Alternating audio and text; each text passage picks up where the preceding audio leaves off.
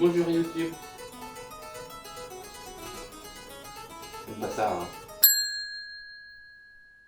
Saute, saute. Bonjour. Merci à tous, on va bientôt passer la barre des 20 abonnés, donc je vous prépare une vidéo FAQ, donc n'hésitez pas dans les commentaires à mettre des questions. Donc aujourd'hui je vous propose une pizza de légumes grillés. Donc c'est une recette végétarienne, mais il ne faut pas vous y habituer. La recette je l'ai trouvée sur le blog Papilles et Pupilles, ou Papilles et Pupilles, je sais pas si on fait la liaison. C'était sous le nom de Coca de Recap. Alors c'est espagnol, donc peut-être c'est Coca de Recap. No sé. J'aime beaucoup ce blog, il y a beaucoup de recettes très sympas, très bien expliquées, et merci à Anne pour toutes ces idées de recettes. Donc on va avoir besoin d'une pâte à pizza. Moi je la prends toute faite, mais si vous êtes courageux vous pouvez la faire, ça sera toujours meilleur. Pour le format vous faites comme vous le sentez, moi j'ai pris fine et rectangulaire parce que je suis pas très bon en trigonométrie. Pour les légumes, donc comme on est en hiver, c'est des légumes d'été bien sûr. Donc une aubergine, 2 courgettes, 4 tomates, on en mettra peut-être 5, je vais voir. 2 oignons, tout est déjà lavé sauf les oignons bien sûr. On remet la pâte au frigo parce que pour l'instant on n'en a pas besoin. L'astuce que vous commencez à connaître, pour éviter que la planche se barre, un petit sopalin mouillé. Commencer par l'aubergine. Bon, je suis pas forcément fan à la base de l'aubergine, mais là dans cette recette là ça marche très bien. Vous pouvez soit laisser la peau ou l'enlever, moi je vais la laisser mais c'est pas pour des questions religieuses. On va faire tout simplement des tranches un peu plus épaisses que ça, environ 2 cm on va dire. Ça va cuire assez longtemps donc c'est pas grave. L'important c'est d'être régulier sur les tranches. Magnifique, pour la vignette sur YouTube. Donc en parlant de cuisson, on va mettre le four à préchauffer à 240 en chaleur tournante. Courgettes, pareil. On enlève les bouts et on coupe des bonnes grosses tranches de bâtard.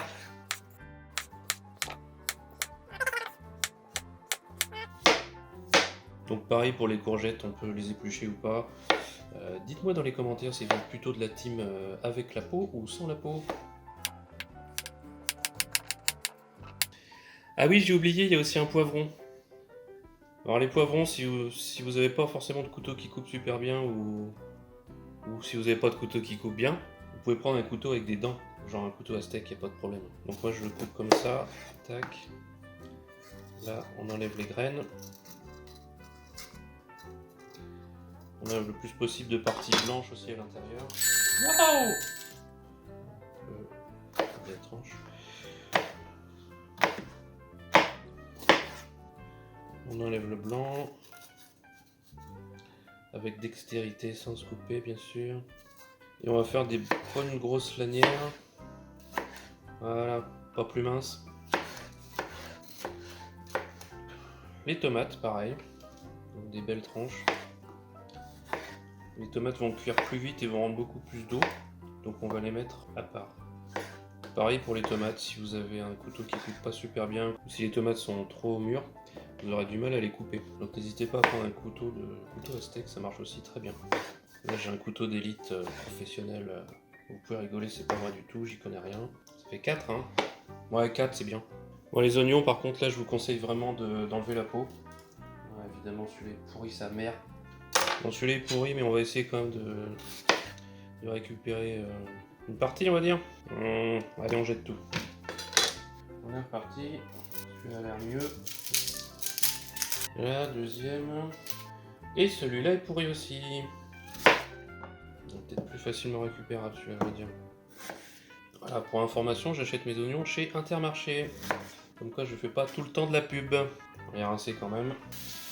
Voilà, les oignons ils vont cuire assez vite, donc on va pouvoir les mettre avec les tomates aussi. Donc on fait des belles tranches aussi, de toute façon ça va bien cuire. N'ayez pas peur. Deuxième oignon, on n'a pas peur. Voilà, les épluchures, c'est pour les poules. Voilà, ensuite on va mettre tout ça dans un plat dans 2 plats même. D'un côté, on va mettre les courgettes et les aubergines et les poivrons. Et de l'autre côté, on va mettre les tomates et les oignons tout seuls. Donc là, je commence avec les gros légumes, on va dire. Donc un petit peu d'huile d'olive dans le fond. Donc ensuite, on pourrait tout baigner dedans, mais le problème, c'est que ça va faire des tas. On va tout baigner comme ça, vous avez raison. Alors, je me prends le chou à chaque fois pour que ça soit joli, mais en fait, vous avez raison. Non, personne me parle de toute façon, mais je suis dans ma tête. Faut que je refasse tout ça, c'est moche. Ouais, on va le refaire. Et donc, on va essayer de mettre tout ça pour pas que ça se chevauche de trop. Et ça glisse maintenant. Mes légumes glissent. De toute façon, à mi-cuisson, on va tout retourner, donc vous inquiétez pas, c'est pas la peine de faire de la déco. Voilà. Ensuite, on ajoute du sel. On en remettra aussi au milieu de la cuisson parce que les courgettes et les aubergines, c'est quand même assez fade quand c'est pas salé. Ensuite, on rajoute du poivre du moulin. Donc ensuite, petite touche facultative, moi je vais rajouter du paprika fumé, piquant. Alors le paprika, c'est toujours pour la couleur, ça va ajouter une belle couleur en légumes. Le côté fumé parce que j'aime bien ça, et le côté piquant parce que j'aime bien ça. Oui, ça fait un peu rigolo. Donc ça, on va pouvoir le mettre au four quand il sera chaud. Oh, il est chaud! Donc maintenant, on va mettre les tomates et les oignons là-dedans. Donc pareil, un petit peu plus au fond. Voilà. On va essayer de pas tout baigner n'importe comment. Si. Hein. Ouais, là, si, on s'en fout. Tac. On essaie de décoller un peu les rondelles. Faut toujours mettre de l'huile sur les rondelles. Voilà.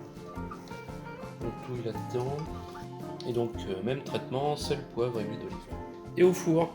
En tout, ça devrait cuire environ 40 minutes. Et on va vérifier d'ici 20 minutes comment ça se porte pour tout mélanger. Voilà, donc ça fait 16 minutes. Je vais retourner déjà les tomates avec une spatule à retournage de tomates.